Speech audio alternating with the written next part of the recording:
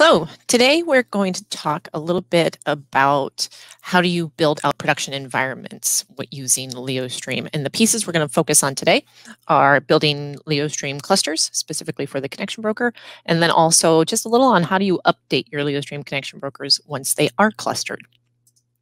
So first of all, why would you use a Leostream cluster? What exactly does this mean?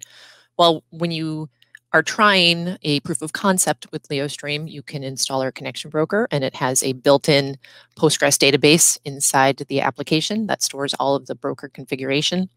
And that's great for running your proof of concept or even a small environment.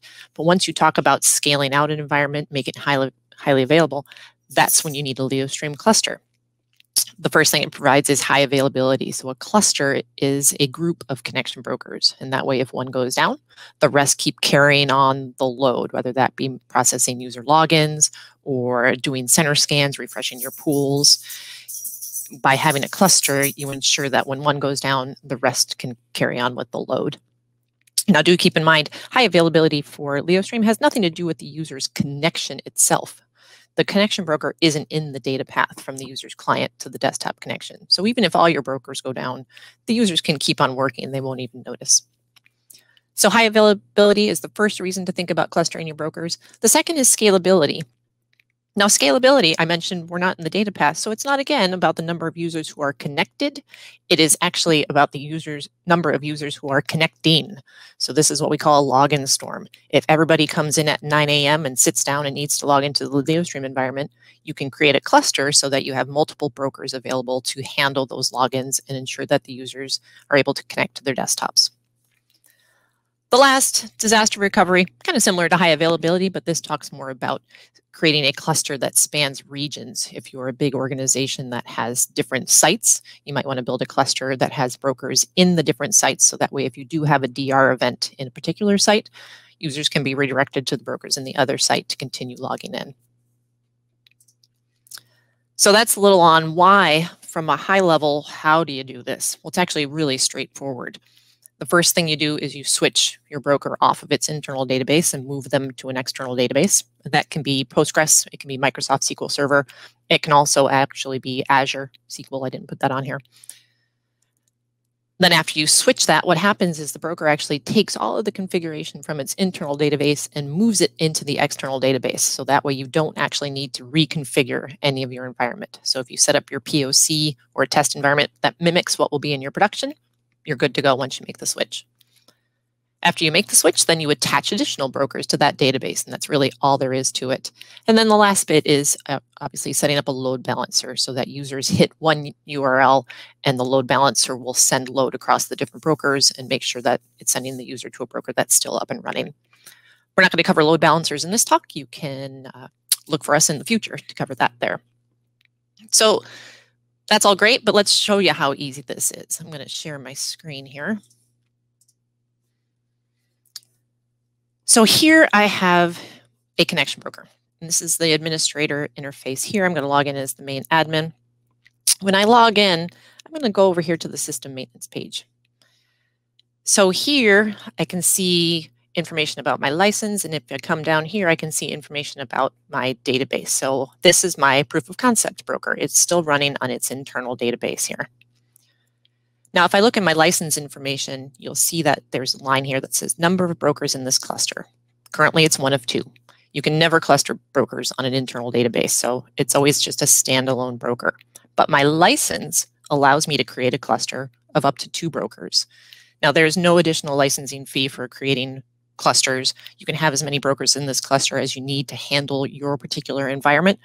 If you need more than 2, just contact us so we can very quickly increase the number of available brokers on your license key. So the first thing I need to do to create this cluster is switch to an external database. So here, what I'm going to do is I'm going to come to database options and switch to a SQL Server database.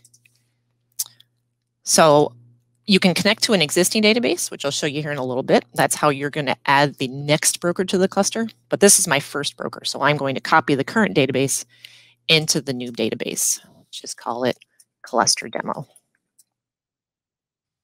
I'm going to connect to, let's spell that right, to a SQL 2019 I don't have that right, do I?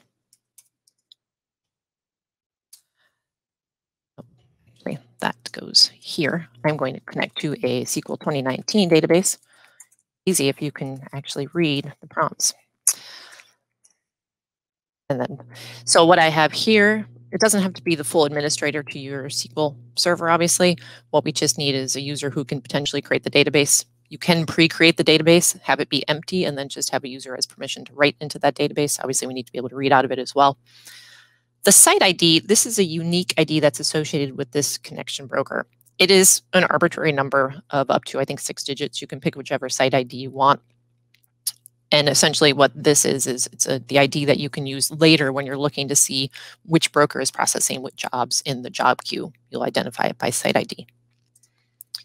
So when I switch that, see what you see is now the broker is going in and it created the database in my SQL server, and now it's copying all the information that was in this broker out into that database. After the copying is all done, what happens is the broker is going to reboot and be connected to that database. Now, since a reboot is occurring, you want to make sure that you do any kind of database switches during a maintenance window when you know users won't be logging in, because obviously while the broker is rebooting, users can't log into it. So we're going to give that a second to reboot, and then we'll come back to this broker. So while that's happening, that was my first broker. Now what I have here is a brand spanking new broker. This one has never been logged into before. I created it using the same version as the broker that's running here. So the first time you log into any connection broker, what it asks you is for information of your Leostream license. If this is a new POC, you would actually create a new license key for here. But what I want to do is actually connect this connection broker to the cluster that I just created. So here I'm going to actually connect to an existing database. And I believe I called it, oh, look, it remembers for me. This one won't remember. Now the key here, always make sure you have a unique site ID for all the brokers. If you try to create it with the same ID, it's going to complain at you. I feel like I typoed that. Before I hit enter on that, let's just go over here and make sure this is all done. So, oops, let's go back to the system maintenance page. So now I can see my database information. I'm connected to my external database. And you notice here, there's a new tab on the left called Cluster Management. So here's where I can see all the different connection brokers that are currently connected to this cluster. If I look at the job queue here, here's that site ID that I mentioned. So right now there's one broker in this cluster. It's running all the jobs, obviously. So now that that's all done, let's come over here and save this. So now this broker is going to get added to that cluster. It's going to connect it to that same database.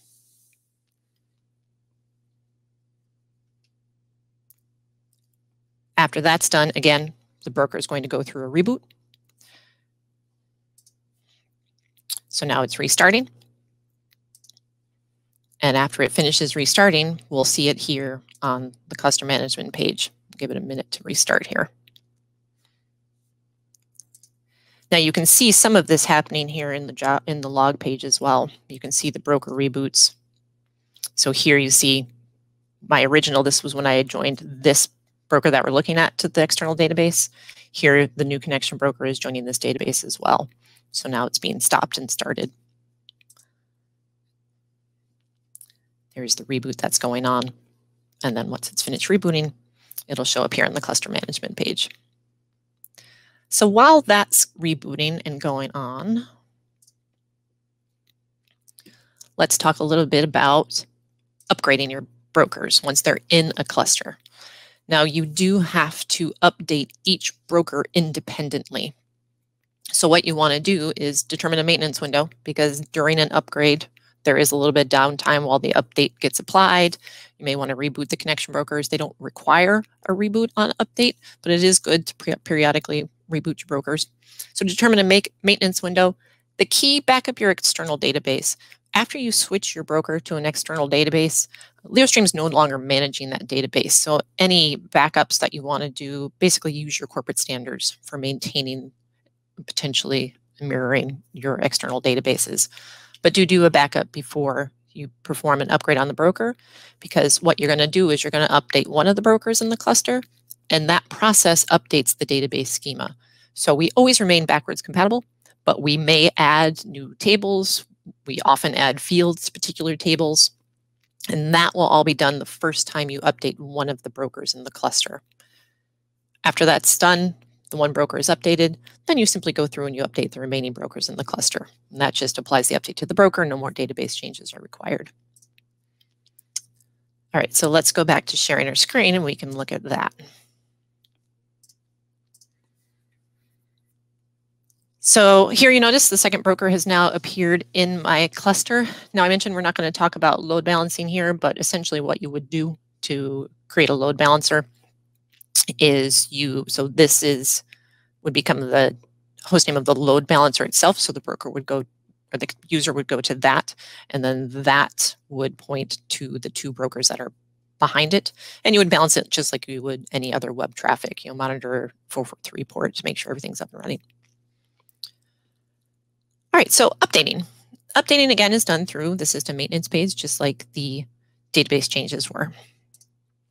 So there's a section here at the top for updates. Now, how you update the broker depends on how you installed it. So in my case, I am actually connected to a Leostream repository. That's how I did the update. And you can tell that by looking at the connection broker information here. So here I'm running the alpha version of Leostream. I like to be on the cutting edge. Yours would probably say 9_0 prod, or maybe beta if you decided to take a beta build. But what you can do if you're on a repository is simply come here and run a check for update to see if we've pushed a new version out to the repository. And here it happens that there is a new version, so I can simply connect, install, and that will just kick off the upgrade. If you want to look at the process, you can click on the link there. When all this is said and done, again, I would potentially reboot my broker, don't have to, but then I would need to log in because it will expire my connection broker session. So this was the second broker. If I log in here now, because it's attached to the same database, now the setup here looks exactly the same. Now I'm looking at this broker. This was the one I just upgraded, so it stopped as it's upgrading. And now I can come in here and actually apply the upgrade to this connection broker as well. It's done in the exact same way. In my case, I come in and check for updates. If you had not installed from a repository, then your check for updates will not return any information because it doesn't know what repository to look at. In this case, what I had done is I had actually manually installed the RPM file. So that's the second way to do the update, is that you can download the RPM file from our downloads page, from the downloads page on our website, upload that RPM file to the connection broker, and then follow through the instructions that you see here to do a local install. And I'm not going to do that right now, but it's quite simple. You see, just putty on in and run the two commands there.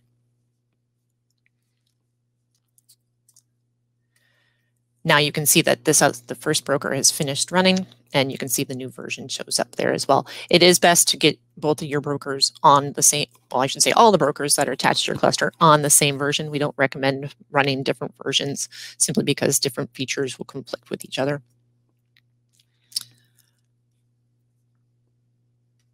Where's my cursor? There it is. So I'm going to upgrade my second broker after this demo is done. Again, two ways to upgrade the broker. Either if you're attached to the repository, simple check for updates. If you're not, simply run a yum local install on the RPM file that you've downloaded from our website. And that's pretty much it. Again, you are always welcome to try these out. We offer a free trial. All you need to do is contact us, and we will get you set up with everything you need. Thanks.